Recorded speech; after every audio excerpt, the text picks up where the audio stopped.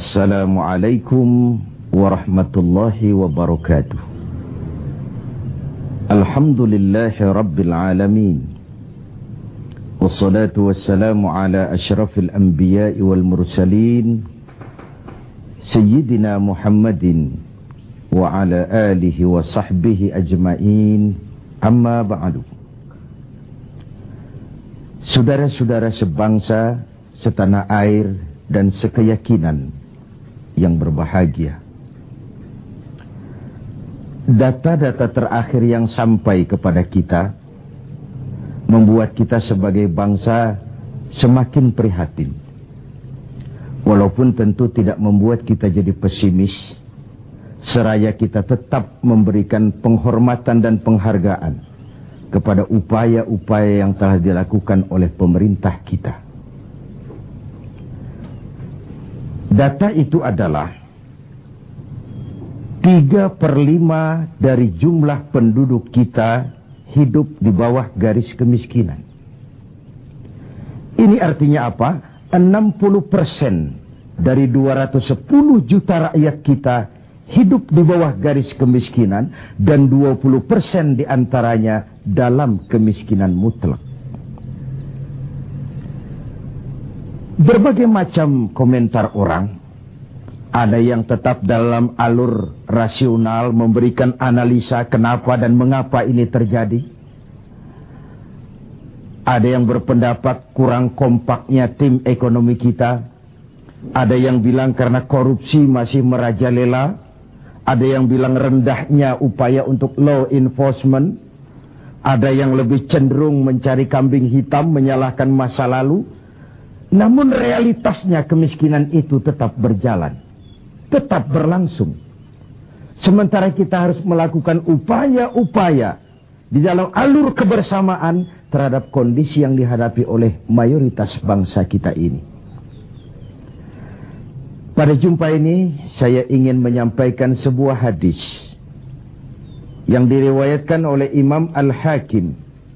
Rasulullah sallallahu alaihi wasallam bersabda, "Arba'un man kunna fihi nasyarallahu rahmatuh wa adkhalahu jannatuh." Ada 4 hal.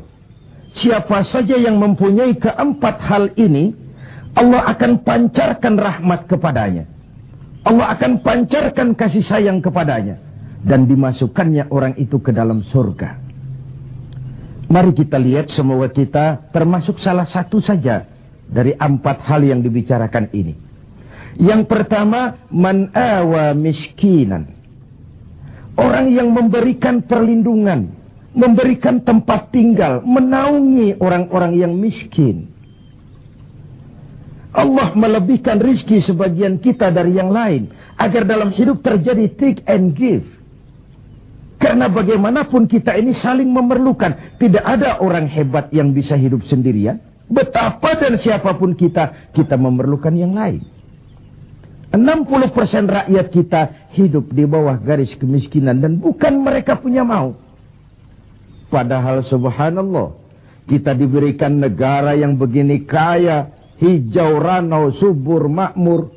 Bumi kita mengandung gas, batu bara, minyak, laut kita kaya, hutan kita kaya. Negara kita kaya dan penduduk kita miskin. What's wrong? Tapi pertanyaan ini bisa mengundang berbagai macam polemik. Oleh karena itu, saya ingin mengetuk hati kita semua. Allah akan memancarkan rahmatnya kepada orang-orang yang santun, berpihak kepada orang-orang miskin. Hukum sering tidak berpihak kepada kemiskinan. Kebenaran sering tidak berpihak kepada kemiskinan. Sehingga dengan demikian, tersudutlah dia di pojok-pojok kehidupan. Padahal ini masalah kita bersama. Sementara Rasul dengan tegas memperingatkan, wallahu fi aunil abdi madamal abdu fi auni akhi. Allah akan selalu menolong seorang hamba selama hamba itu masih mau menolong saudaranya. Jikalau kita sudah tidak punya kepedulian kepada saudara-saudara kita yang hidup di bawah garis kemiskinan, Jikalau kita biarkan mereka meratap dalam keputusasaan, jangan heran Allah juga tidak akan pernah peduli dengan kita. Sementara kemalangan apa yang lebih besar dalam hidup ini kalau Allah sudah tidak mau peduli dengan kita lagi. Rumah-rumah singgah tetap diperlukan. Pemandangan sehari-hari kita lihat anak-anak kita dalam usia sekolah terpaksa harus berjemur panas terik, terguyur hujan, tidur di tepi-tepi jalan oleh karena tekanan kehidupan, oleh karena sulitnya lapangan pekerjaan, oleh karena kemiskinan-kemiskinan yang dialami. Dan itu semua menjadi tanggung jawab kita untuk berbagi dalam kondisi yang seperti ini. Saudara-saudara sebangsa, setanah air, dan seiman yang tercinta. Dengan semangat ini, boleh jadi baju di rumah kita sudah tidak ada artinya. Tetapi ketika kita berikan kepada mereka, akan jadi besar artinya buat mereka. Sementara di rumah kita sendiri, kita sudah hampir lupa ada baju itu. Tidak tersentuh sama sekali. Beratkah kita memberikan sesuatu yang di tangan kita sudah tidak begitu berarti, sementara akan jadi pengarti yang paling besar bagi orang lain.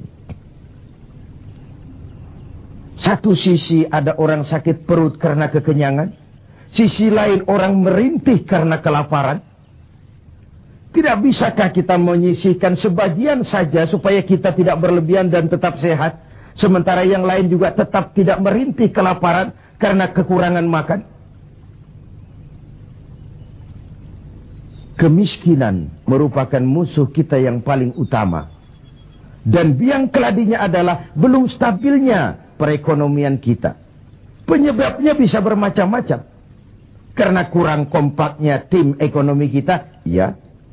Karena warisan hutang, iya juga. Baik hutang pemerintah maupun hutang swasta. Karena orang-orang para pemimpin kita belum mampu melakukan terobosan-terobosan ekonomi yang menggembirakan, iya juga. Tapi rakyat kita sesungguhnya, kita lihat. Di lintasan pintu kereta, itu kadang-kadang penjaga pintu juga, kereta masih di mana-mana, pintu sudah ditutup.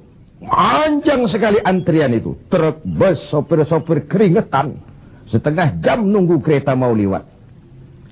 Ketika lewat keretanya memang 11 gerbong. Panjang sekali. Si sopir truk, si sopir bus, si kenek yang kekeringatan itu.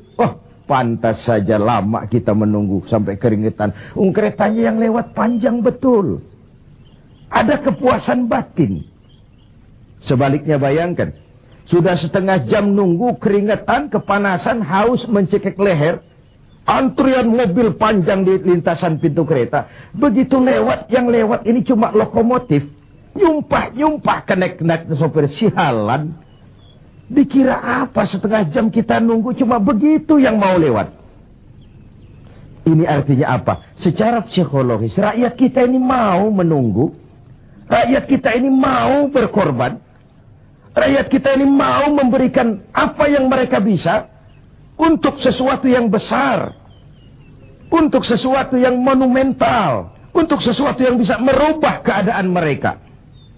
Jangan biarkan rakyat kita menunggu dengan kecewa karena begitu lama menunggu, yang lewat cuma lokomotif, cuma kepala kereta yang lewat. Mereka merasa penantian setengah jam sia-sia, pengorbanan peras keringat, haus mencekik leher. Jadi konyol ketika yang lewat cuma sebuah lokomotif.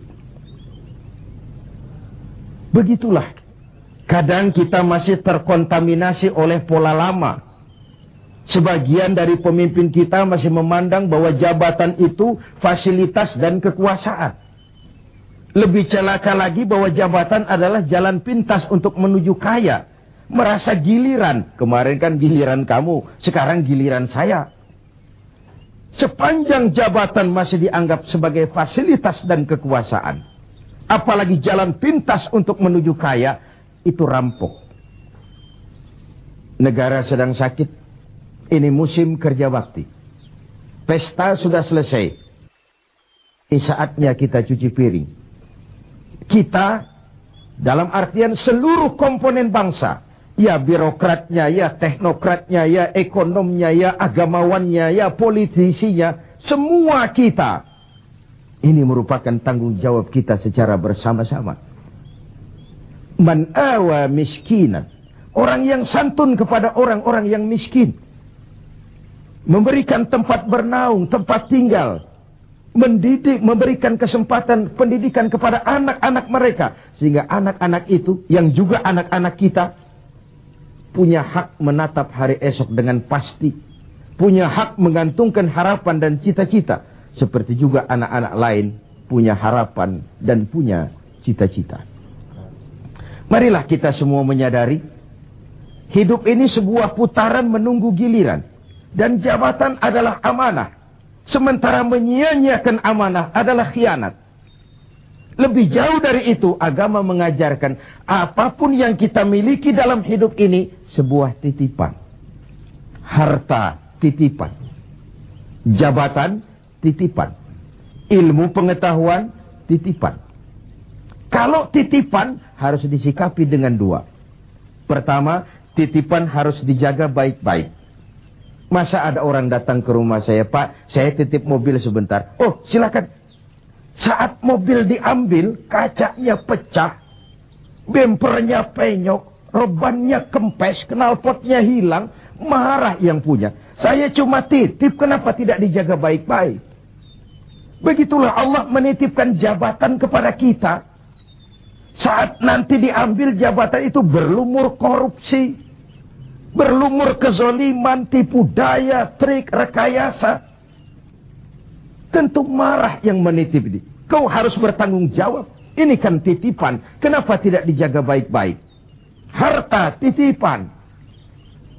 Malahan, kalau saudara diberikan ilmu, pertanyaan akhirat cuma satu. Ilmumu kau amalkan untuk apa? Diberikan kita usia yang panjang, pertanyaan akhirat juga cuma satu. Usiamu kau habiskan di mana? Tapi diberikan kita harta, pengadilan akhirat akan bertanya dua. Hartamu kau dapat dari mana? Kau belanjakan kemana? Depan dan belakangnya ditanya, dari mana dan kemananya. Itu sebabnya Rasulullah berpesan, hasibu anfusakum qabla an tuhasabu. Hitung dirimu sebelum Allah yang menghitungnya. Dengan bahasa sekarang, kalau malam-malam ada baiknya kita putar film hidup kita ini. Sejak akil balik sampai sekarang, lihat adegan-adegan yang pernah kita lakukan. Oh, tanggal sekian, bulan tahun sekian, saya nyolong, saya korup. Tanggal sekian, bulan sekian, saya nempeleng orang tanpa alasan yang benar. Putar film itu. Apa target dari semuanya?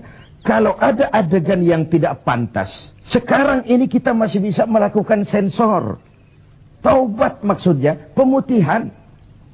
Ada suara yang kurang jelas, masih bisa dubbing. Ada alur cerita yang kurang utuh, masih bisa editing. Proses sensor, proses editing, proses dubbing masih dimungkinkan sekarang. Sekarang, di dunia ini. Kalau nanti di padang mahsyar Allah yang memutar film kehidupan kita, tidak akan ada waktu lagi untuk sensor, dubbing, editing. Yang ada tinggal pertanggungan jawab. Dan hari itu seperti sering kita baca dalam surah Yasin, al-yawma nakhtimu ala afwahihim wa tukallimuna aydihim wa tashhadu arjuluhum bima kanu yaksibun. Mulut mereka kami gembok, tangan mereka akan laporan, dan kaki mereka akan memberikan kesaksian terhadap apa saja yang telah mereka lakukan. Jabatan adalah titipan, dia harus dijaga baik-baik. Yang kedua, kalau titipan tidak boleh membuat orang arogan, sombong. Dititipi, sekadar dititipi kok sombong. Apa alasannya?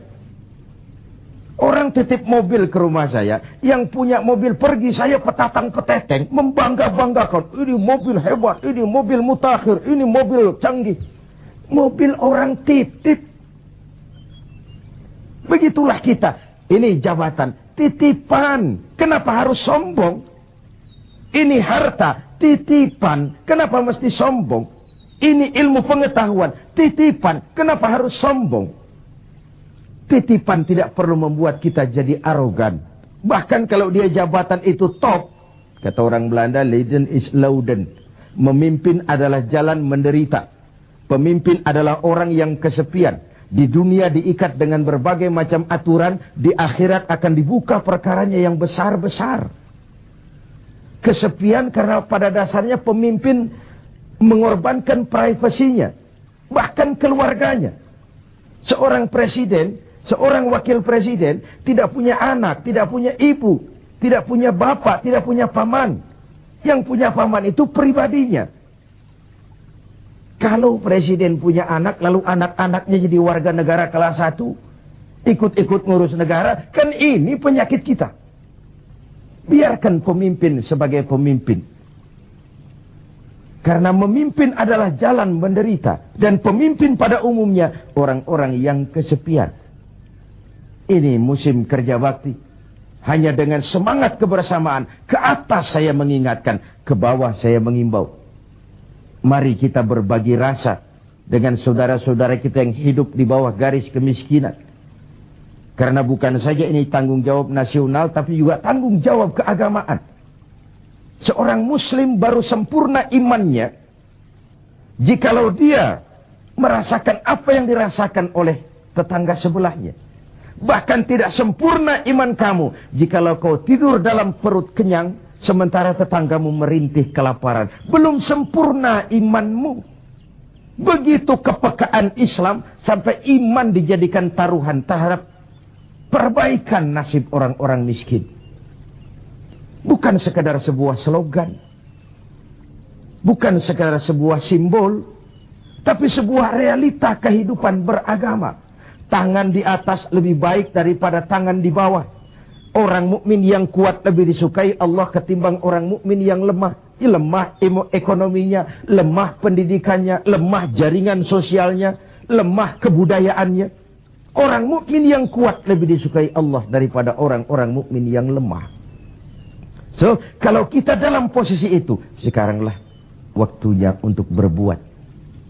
Jangan biarkan saudara-saudara kita merintih kelaparan. Anak-anak dalam usia sekolah terpaksa keleleran di jalan. Atau terpaksa harus kerja di bawah usia. Memang kadang kita berhadapan dengan siklus lingkaran setan. Pendapatan rendah. Kenapa? Karena kemampuan rendah. Kemampuan rendah kenapa? Karena pendidikan rendah. Pendidikan rendah kenapa? Karena kurang gizi. Kurang gizi kenapa? Karena biaya hidup tinggi. Biaya hidup tinggi kenapa? Karena pendapatan rendah. Begitu berputar lingkaran setan ini. Tapi what can we do now? Apa yang bisa kita lakukan sekarang? Buat tetangga kita, buat masyarakat lingkungan kita, setidaknya man awa miskinan. Orang yang menolong orang-orang miskin. Memberikan tempat tinggal. Melindungi mereka. Akan dipancarkan rahmat Allah kepada mereka. Kasih sayang Allah akan berlimpah. Si miskin mungkin tidak akan bisa membalas. Tapi Allah akan memberikan balasan. Melalui jalan yang tidak pernah kita sangka. Ketimbang kita mencari kambing hitam. Oke lah, yang salah tetap salah. Tapi kan dengan argumen, bukan dengan sentimen. Untuk menegakkan kebenaran, bukan untuk menang-menangan. Zaklik, tidak personlik. Menyentuh dan bukan menyinggung. Biarkan hukum tetap tegak. Biarkan penataan ekonomi kita tetap profesional. Sementara kita yang oleh Allah diberikan sedikit kelebihan. Sedikit kemampuan. Mari kita berbagi untuk mengatasi persoalan bangsa yang memang berat ini. Ini yang pertama. Yang kedua, orang yang akan dapat pancaran rahmat dari Allah itu warahimad dha'ifa. Orang yang punya sifat belas kasih kepada mereka yang lemah. Keberpihakan kepada orang-orang yang tidak berdaya.